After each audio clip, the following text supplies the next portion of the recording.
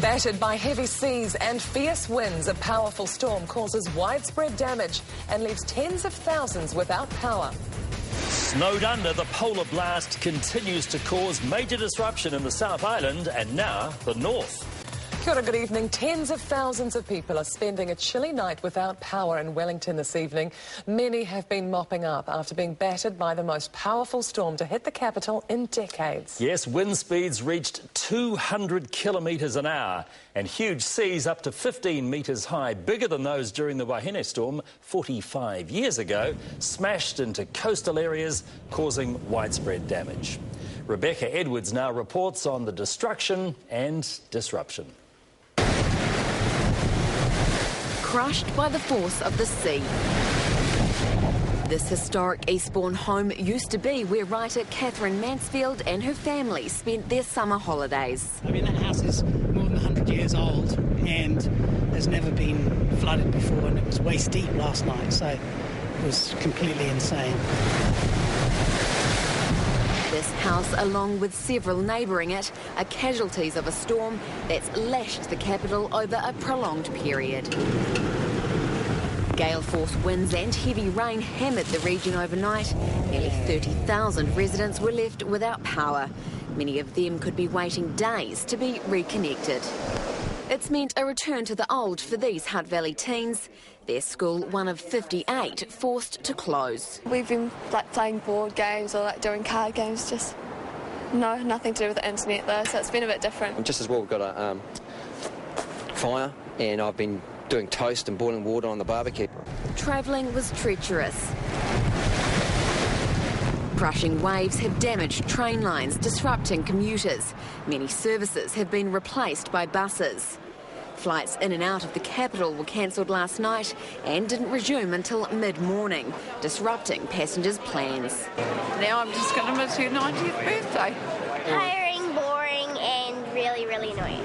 With the highest waves measuring 15 metres, ferry travel across the Cook Strait will also remain off limits until at least tomorrow morning.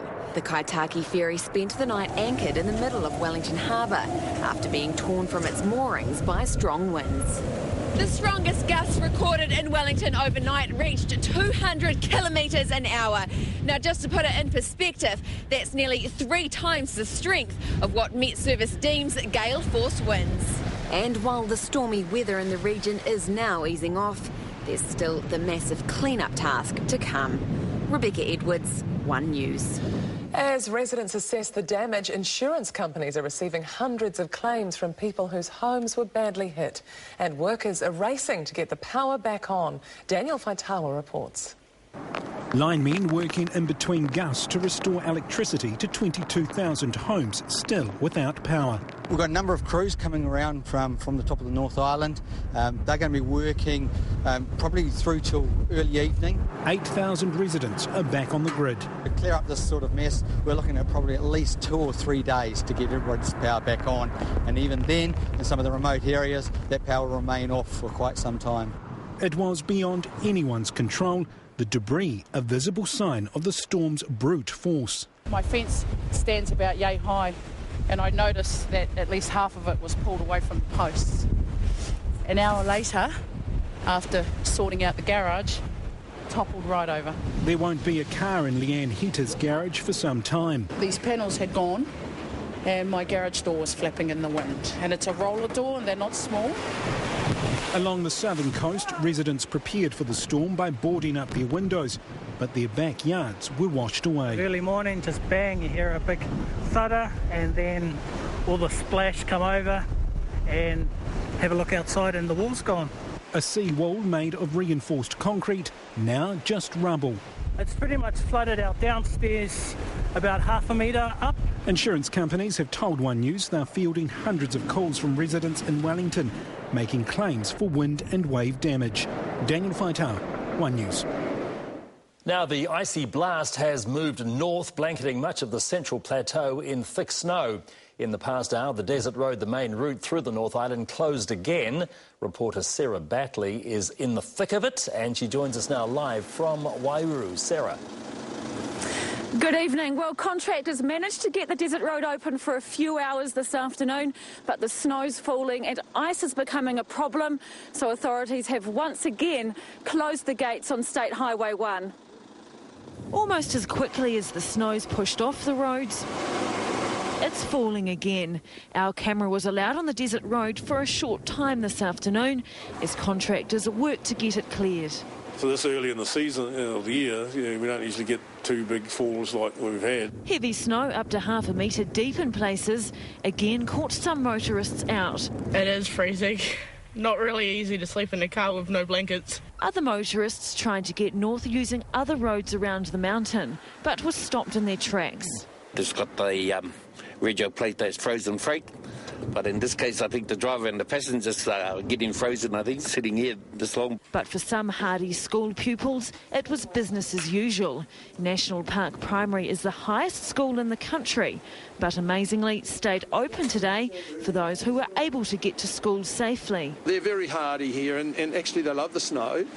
Before I opened the doors this morning, 3 of them are outside making snowmen. With the snow set to stick around for a few days, authorities are urging motorists to be extremely careful, especially overnight. You don't know where you're going to hit the ice, especially through this area.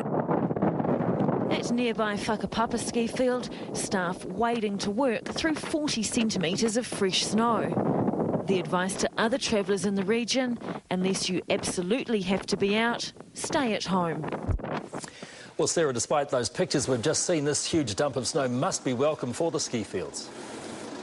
Yes, the snow is great for the ski fields. Both Whakapapa and Otago have had a huge amount of new snow and are due to open as planned next weekend. The snow's not good for other sports around the region, though. Some Saturday rugby games have already been cancelled because of the weather. Thank you. That's Sarah Batley reporting live from Wairau tonight. Oh, the snow is still causing major headaches across large parts of the South Island. Road closures and power outages are still plaguing South Canterbury and Mackenzie country. And the town of Tekapo has been cut off, with residents forced to wade through chest-deep snow. Donna Marie Lever is in the region. It's a whitewash as far as the eye can see. Farmland here in Burke's Pass frozen under blankets of snow, and there's more than 8,000 sheep to get to. When we got the snow warning, we made sure we had them all, pretty close in, so we, getting to them and feeding them. While this icy terrain was expected, it's still slippery work keeping the stock safe, and these wee dots on the horizon are hungry. You take notice of the weather forecaster. They do their best. They're not always accurate. If you're given a warning, you heed it. The white stuff has fallen thick and fast in Tekapo, closing roads both in and out. Locals battle chest-deep drifts, forced to clear paths to their homes. A winter playground for tourists, but a hazard for others. While the snow does create some fairly spectacular scenery, it's also in areas like this that it causes big headaches. More remote communities will face another night without power, and for many, the roads in the region are still closed. And conditions are likely to remain treacherous for at least another 24 hours. Her corner up there with snow plough and graders trying to clear the road. There's also trees that have come down. Linesmen are working as fast as possible to find the faults. We don't see snow like this that often. Yeah, and yesterday's snow was a real clingy snow, which did a lot of damage. Farmers will be keeping a close eye on supplies. Winter feed is starting to wilt, and there's still no sign of the snow stopping just yet. Donna Marie Lever, One News. It's also desperate times for farmers further south in central Otago, where some residents are calling it the biggest snowfall in decades. Lacey Wilson reports from there. It's business as usual, no matter what the weather. It's the first time ever I've had a snow and a flood in the same year, let alone the same week. And it hasn't been easy. As you can see in the Kaiburn diggings area, they've had about 600 millimetres of snow. And for the Crutchleys here, that's meant that they've had to bring in a bulldozer to feed our isolated stock. They'll be comfortable in the snow, as long as we can get to them over the next wee while. Naseby didn't escape the big snowfall either. OK, we've got at least 600 mils there. With a near-record dumping. I'm coming up 75. Lived here pretty near all my life, and this is the most snow I've seen in one fall ever. But the community's sticking together. Yeah, you just glance and have a look at people, see what they're doing. Make sure they're okay. Yeah. Yeah. Bring some wood in for them, dig out their path if they need it. You don't always get that in a big city, but in a wee town like this, it's great. Lead out, let's go, let's go. Not everyone minded the weather. It's ideal conditions now because it's sort of frozen overnight, so the snow is really good for the dogs because it's quite nice and icy. And with the Met Service forecasting a chilly -9 here tomorrow night, there could be plenty more days like this. Lacey Wilson, One News. And it'll be a chilly night in Christchurch too, where residents woke up to snow this morning. Although short-lived, it caused some disruption, closing schools and making driving hazardous. Mike Thorpe has more. 24 hours late, the forecast snow down to sea level finally arrived. The icy blast beginning with a flurry of flakes and disruptions. I had to have school and then it snowed, so I can't go to school. The hill suburbs bore the brunt. Quickly blanketed and then cut off. Workers unable to react in time for everyone. For those who could venture uphill, it was follow the leader. Higher ground a necessity for this young family too. Rayana Ulupano and her 4 children, including a 3-week-old baby, have been moved from their caravan in this waterlogged local camping ground to a warmer temporary home. The front of our awning had come down because of the wind and maybe the snow from last night. So I was really grateful that me and the kids weren't in there then. Roads throughout the wider Canterbury region took a battering. The main road west still out of action. Delays too for those heading west via the Lewis Pass. Just sitting waiting. While residents in nearby Hanmer were busy cleaning up after yesterday's dumping. Worked up a sweat. Back at Christchurch Airport, travellers faced delays. Yeah, it was ice on the runway in Dunedin. Malvita here at Wellington's opened up and planes are flying in. A bit nervous. Well, as soon as the snow fell in Christchurch City, it more or less washed away. But up higher here in the hill suburbs, you'll see it's still sticking around, and it could do for a couple of days yet. In fact, they're scheduled for another dumping. But part 1 of the polar blitz, at least, was short-lived. Mike Thorpe, One News. And you can keep up with developments in the weather, including warnings and road closures, on our website, onenews.co.nz, where you can also view photos and videos sent in by people in the